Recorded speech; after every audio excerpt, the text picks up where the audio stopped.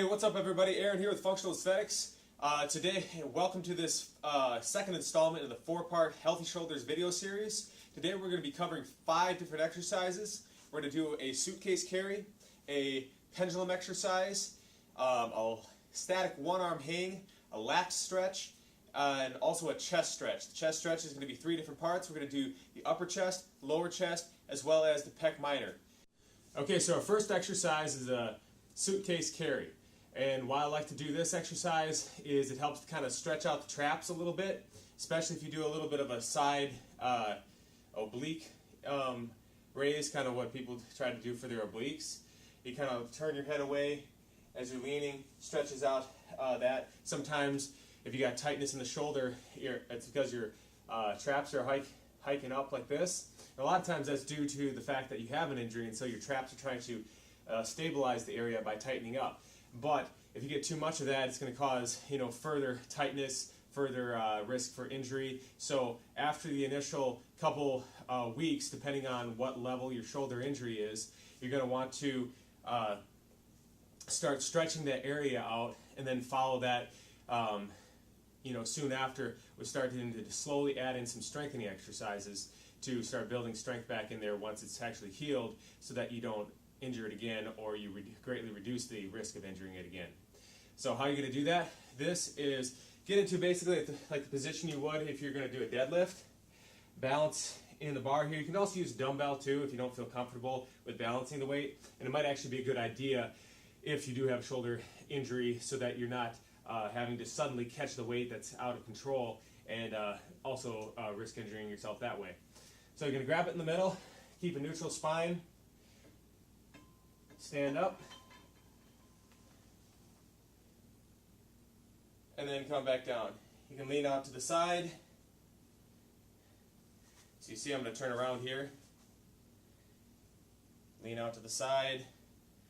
You can also bring it down towards the floor like that. You don't want to use a super heavy weight. You want to use something that you can definitely control. But that is something that's heavy enough that it's actually going to do some stretching there.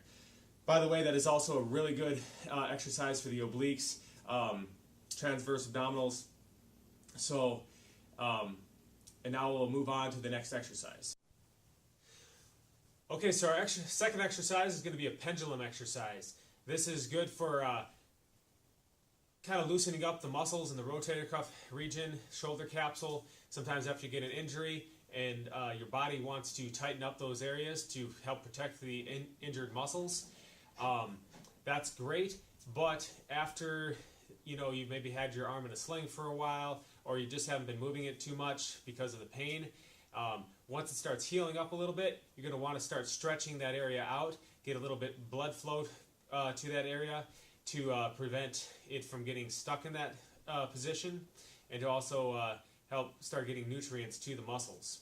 So how are you going to do this exercise? Is you take a dumbbell, and again, you don't want to use something that's so heavy that your muscles have to strain really hard. Just something heavy enough though that will actually stretch out the muscles and the tendons in that area. So stand kind of bent over like you're doing a row. Just going to rock back and forth. And I find it's kind of fun to just kind of raise your torso up and down a little bit too, and focus on reaching out with the dumbbell at the top of the swing. That'll add an extra stretch there. You can also kind of come up a little bit higher, down a little bit, go forward and back, different angles. You can make little circular motions as well, and then go the other direction. And then always repeat it on the other side, even if that side's not injured, just so that you're getting similar movement on both sides of the body and not causing any imbalances, which is the reason why you get a lot of injuries in the first place. Okay, so our third exercise is static hang, one-arm hang from a pull-up bar. So the reason you do this is to provide extra stretching in that shoulder capsule, as well as stretching out the lat muscles a little bit. Get your muscles used to hanging from a pull-up bar. I actually posted or reposted a video from a couple guys on YouTube on my Facebook page about how hanging from a pull-up bar for several minutes a day over time can help you increase your reshape the joint in the shoulder to help prevent shoulder impingement injuries and increase the health of your shoulders. At any rate, it's healthy to get your body used to and your joints used to carrying at least your own body weight prior to doing other things. So how are you going to do this? Just like it sounds, you're going to just hang by one arm and just rock back and forth. Try different angles. You can twist a little bit. If you feel any pain, don't push through that. Try something a little bit different. And you probably want to do it, up to about 30 seconds. Then switch to the other side. Same thing. Rock back and forth. Twist. You can come up a little bit here. Just really a versatile tool. You can use a lot of different angles just to kind of stretch out all those structures up in that area that can sometimes get imbalanced when you are doing a lot of pressing movements, pulling movements. You think about it, in the gym we're doing a lot of pushing movements. If you're doing a lot of pull-ups, you're going to be working your lat muscles, which the lat muscle is responsible for, it helps to extend the shoulder joint, helps to pull the scapula down, and it also helps to internally rotate the shoulders. Well, if you add to that the fact that when you're bench pressing, you're also tightening up your pectorals, which if you have an imbalance in the back muscles here, is going to add to increased tension and internal rotation of the shoulders, which is going to put them at a disadvantage for any pressing movements because the alignment's going to be off. If you think about your car, if the brake alignment is off, it's going to cause more friction, which is going to result in more breakdown over time, and you have to change your brake pads more frequently. Well, we only have one set of shoulders, so we want to not have to change them out, not have to get surgery. So this is why we do these kind of exercises. Okay, so our fourth exercise is going to be a latissimus dorsi stretch. So those muscles running along the back side here. Why this is important? Well, like I referred to earlier, is that anytime you're doing those pulling exercises, pressing exercises, mainly the pulling ones though, you're going to be causing tightness in those muscles over time, particularly if you're lifting heavy weights for low repetitions. You're going to be causing more of that. So what happens is that since the function of those muscles is to pull down on the scapula and to help to adduct the arms or bring them closer to the body, and then also internally rotating the shoulders with a little bit of extension, if they get too tight, it's going to inhibit the normal motion of the scapula. So the scapula, when the arm goes out to the side, if you look at the skeleton, if you just move the arm up like this, the shoulder impinges, or the head of the humerus impinges on that subacromial space. So under the acromion process, the top of your shoulder blade up here, it will pinch and cause the impingement there.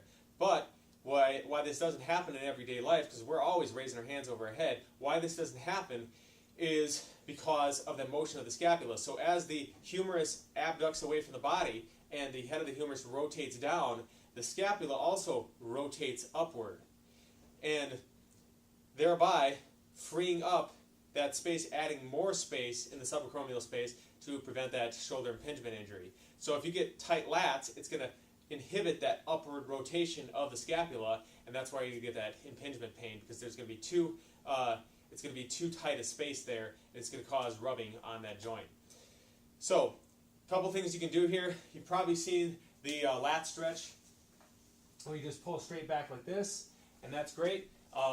Depending on where you're tight, that'll probably work really good for you. I just want to show you a couple other variations you can do, and really it's kind of intuitive, but you can start up from up high, pull down low, and then if you want to add another twist to it, because that's going to primarily stretch the top part of your lat, where it inserts underneath here. But if you want to get lower down towards your pelvis, you're going to want to grab up high, come down low, and then rotate your torso. So throw your hips out, like I'm throwing my hips out towards the camera right now, and cause that stretch. And then you come back down, try it out like that. You can also grab with a reverse grip. So if I grab the other side of the squat rack here, and then I pull up and away, that's also going to stretch up in there. So, good exercises to do. Just make sure that you keep that loose so you're not inhibiting that upward rotation in your scapula. Okay, so to wrap up this video, I'm going to show you a few different ways to stretch your chest. And again, the importance of that is to maintain a balance and your flexibility between the anterior muscles and the posterior muscles. And the reason why we're doing a lot of stretching in the front here and a lot of strengthening exercises in the back is because people tend to be a little bit more overdeveloped in the front due to day-to-day life, as well as going to the gym. And if you've only been working out those muscles that you can see in the mirror, then you're going to definitely have some imbalances which you want to correct. So we'll start out with a pec minor stretch. Pec minor lies underneath the big fan-shaped muscle here, which is your pectoral major. And the way you stretch that is you're going to walk up to a wall, put your forearm against the wall like this. You're going to step just beyond so that your shoulder passes past the corner of the wall. And then you're going to slide your arm up over your head, and then maybe even grip the wall a little bit as you slide down a little farther to get an extra stretch in your chest. So to see that from a different angle, I'll show you from the back side. You're going to lean forward and then raise up. Okay, another one you can do is using the bench press here, the squat rack. You grab on, and this is for your pec major. So you're going to kind of get in a lunge stance, face turning away, and rotate your torso away from the hand that's grabbing the bench. Rotate away. You can twist forward a little bit, go down a little bit, up and down, and that way you kind of hit all the different fibers there. Another one, you can go forward and then turn internally, rotate the shoulder a little bit, and that'll also kind of get these upper fibers here a little bit better. Alright guys, well that wraps up this video. I hope you guys found it informative and learned a couple new things. Be sure to check out my next video in which I'll be covering an even better chest stretch, as well as some exercises to strengthen your rotator cuff muscles. Don't forget to like this video, comment, and we'll see you next time. Thanks guys.